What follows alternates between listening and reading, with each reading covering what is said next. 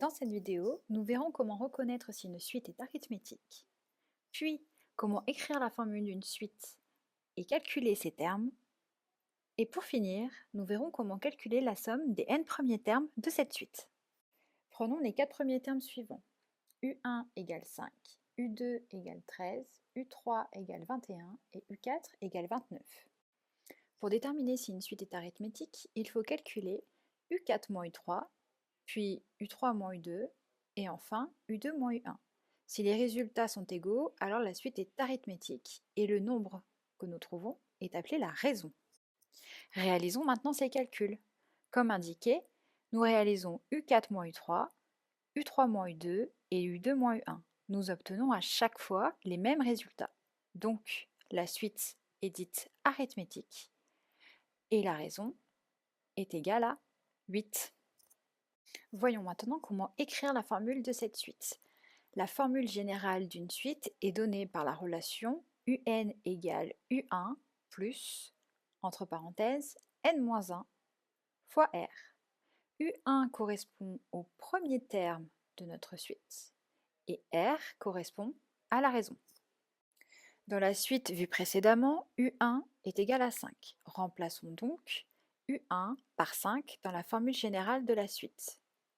Puis, nous avons déterminé précédemment la raison qui vaut 8. Faisons de même et remplaçons R par 8.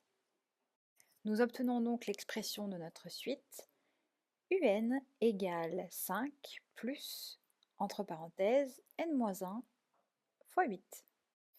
Calculons maintenant U5 et U10 à partir de la formule générale de notre suite. Calculer U5 revient à remplacer n par 5 dans la formule de notre suite. Nous avons donc U5 égale 5 plus, entre parenthèses, 5 moins 1 qui vaut 4 fois 8. U5 va donc valoir 37. Pour calculer U10, nous faisons exactement la même méthode que précédemment.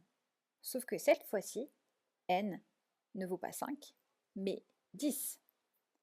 Nous obtenons donc à la fin U10 égale 77. Dans cette dernière partie de vidéo, nous allons voir comment calculer la somme des 10 premiers termes de la suite arithmétique précédente. On donne la formule permettant de calculer la somme des n termes d'une suite arithmétique. Et bien pour calculer la somme des 10 premiers termes d'une suite, il suffit simplement de remplacer le n par 10 dans la formule. Nous avons donc S10 égale 10 fois U1 qui ne change pas, plus U10, le tout divisé par 2.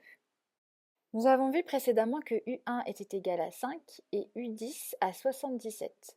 Remplaçons ces valeurs dans la formule. Nous obtenons donc S10 égale 410.